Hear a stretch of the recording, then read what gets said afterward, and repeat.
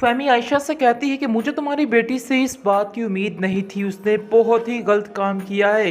जिस तरीके से उसने इन लोगों को इधर से भगाया है, मैं कहती हूँ कि उसको अल्लाह कभी माफ़ ना करे। खुद तो अपना घर बसाकर बैठ चुकी है, लेकिन दूसरों की ज़िंदगी ये जीरण कर रही है।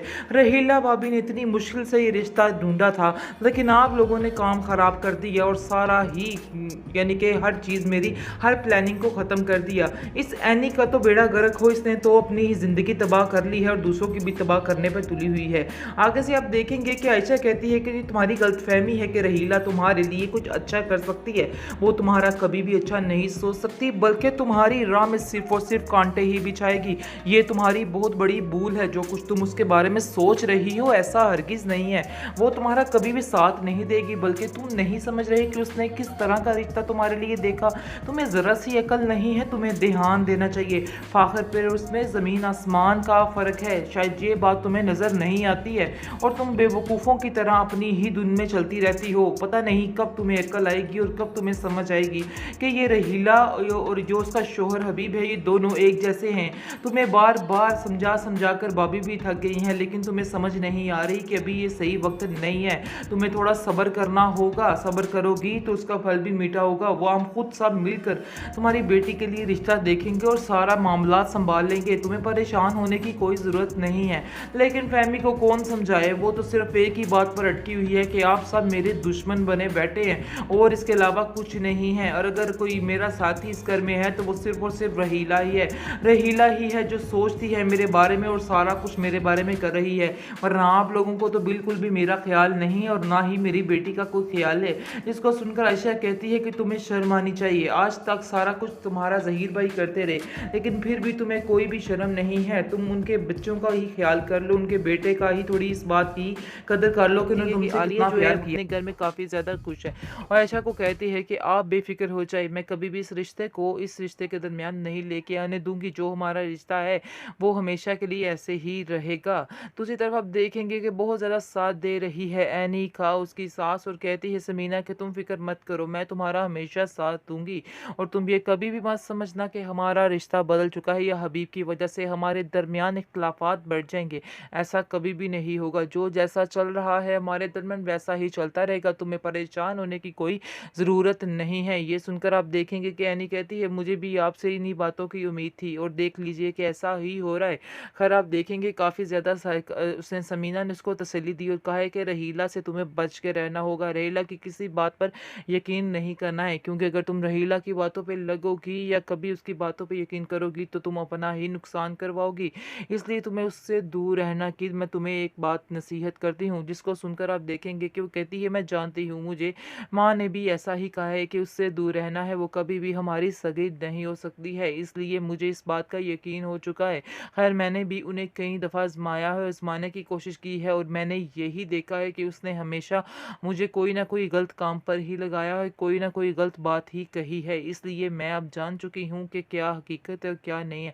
जिसको सुनकर आप देखेंगे कि समीना बहुत ज़्यादा खुश होती है और कहती है कि तुम माशाल्लाह बहुत बड़ों जैसी बातें करने लग गई हो और ऐसा लगता है कि काफ़ी ज़्यादा समझदार हो चुकी हो। इसलिए बेहतर यही है कि अब तुम समझदारी का ही मुज़ाहिरा करती रहना और अपने आप को इस तरह गिराना नहीं है इन लोगों के सामने, बल्कि अपनी एक रिस्पेक्ट बना के रखो ताकि कल को लोग तुम्हारी इज़्ज़त करें और ये तुम्हारा घर है। ये बात तुम अपने ज़हन में रखना और लोगों की बातों पर कुछ भी कान नहीं धरने तुमने, चाहे ये लोग जो मर्ज़ी कहते रहे। इस घर के असल मालिक जो हो वो आप दोनों हो और आप दोनों को ये बात समझनी होगी और बड़े ही एहतियात के साथ हर बात को संभालना होगा।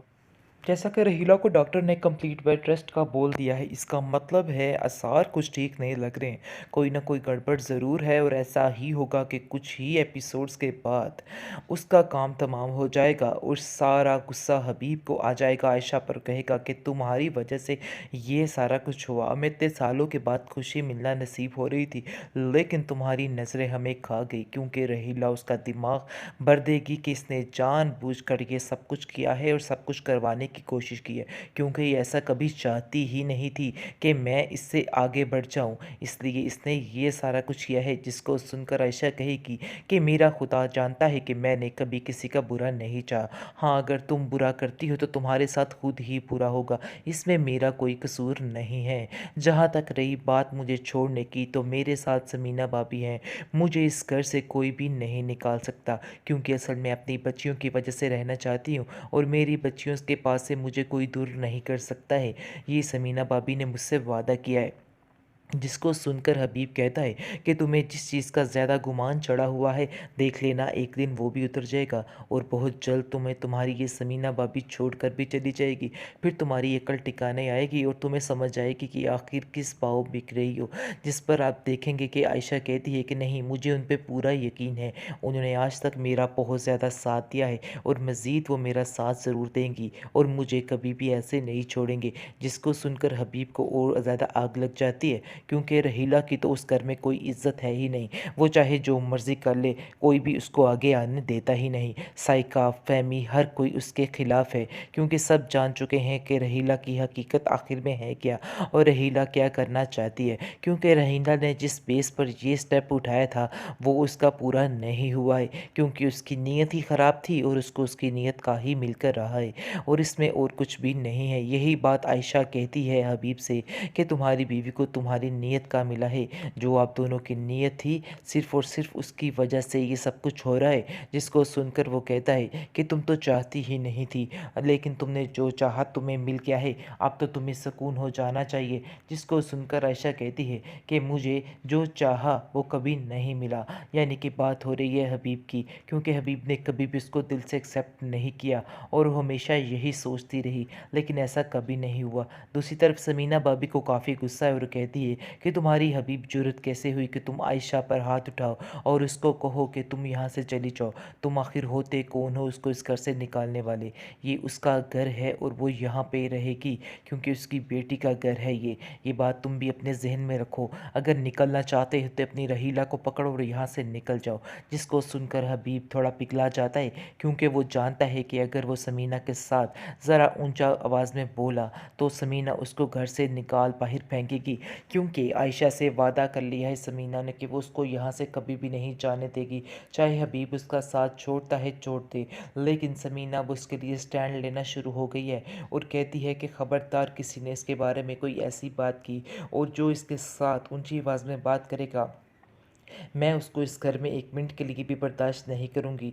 ये बात अब रहीला को भी समझ आ चुकी है कि उससे थोड़ा नीची आवाज़ में बात करना है, क्योंकि रहीला जिस प्लानिंग के तहत चल रही थी, वो उसकी प्लानिंग जो है फ़ेल हो चुकी है। इसलिए वो अब बहुत ज़्यादा परेशान हो चुकी है कि आखिर वो अगला हरबा कौन सा इस्तेमाल करे, जिसकी वजह से सारा काम ख़राब हो, क्योंकि उसने इन सारी एपिसोड्स में यही कुछ तो किया है कि आखिर कौन सी प्लानिंग नहीं की जाए, लेकिन उसकी कोई भी प्लानिंग कंप्लीट नहीं होती है, और सारी उसके ऊपर ही मज़ीद आकर गिर जाती हैं। इस चीज़ का उसको अंदाज़ा नहीं हो रहा है, लेकिन बार बार वो लोगों की ज़िंदगी को अचीरन करने में मसरूफ़ हो चुकी है।